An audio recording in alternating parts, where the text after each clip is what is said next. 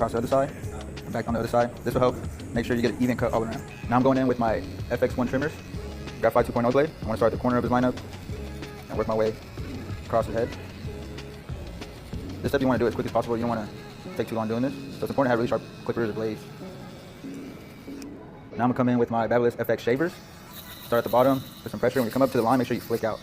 Don't go all the way to the line, but get close to it and make sure you flick out. Now I'm going with my Babyliss Pro FX1 clippers, lever open. I'll go up about an inch, making sure I cut it evenly. Don't leave any dark spots.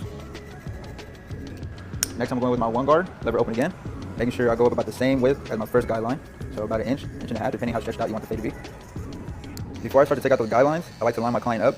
This will help me keep areas of the fade dark and also prevent me from pushing them back. It's super important to keep your guidelines clean and even. This will help you get that nice blurry fade. So make sure you're going to have extra hair there, brush it out, make sure those lines are parallel to each other.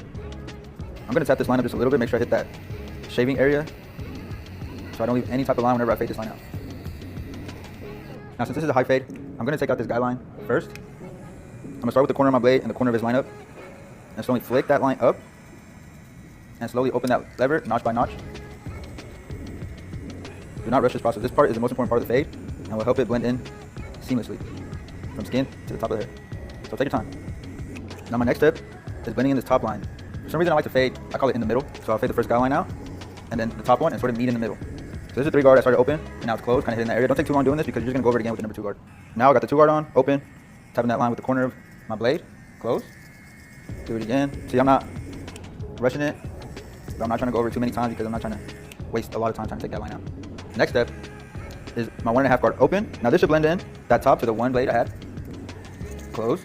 Like I said, don't take too long doing this, but don't rush it either. As you can see, it's already blending in. Now I'm coming back in with my 1 guard on, clippers closed, and tapping that line about ½ inch up. Like I said, you want to use half the blade or at least the corner of the blade. You don't want to use your full blade.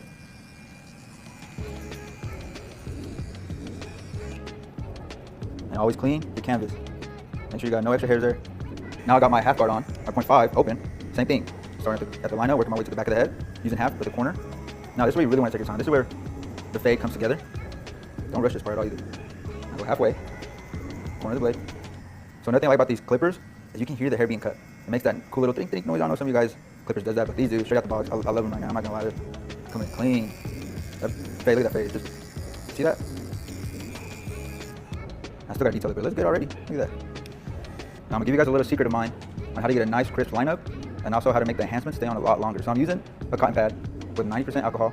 Do not use your neck strip. I don't know why, but the neck strip did not work. So use a cotton pad or a cotton ball for this. And you'll see you're taking off all the dirt and oil. And when you do this, this helps the color enhancement stay on a lot longer and also give you a nice sharp lineup. So before adding the color, make sure the alcohol is dry. And since you got the high fade, we're only getting the corner of the card, so it blends in and looks natural. You don't want to put too much. You want it to look real. And like I said, so we did the alcohol. This is going to stay on a lot longer than you would just spraying it on. Same thing with this area. As you can tell, you have the receding hairline right here. And like I said, when I blend it in, make sure you comb those hairs. And another good trick is you want to spray the card, not the hairline. This will give it that fade in look.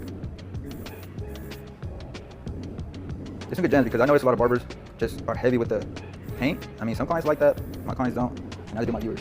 So it's already looking good, and I still got to detail the fade. Check that out. Now I got my half guard on, taking out some of these dark spots that I see. Close the lever halfway, using the corner of my blade.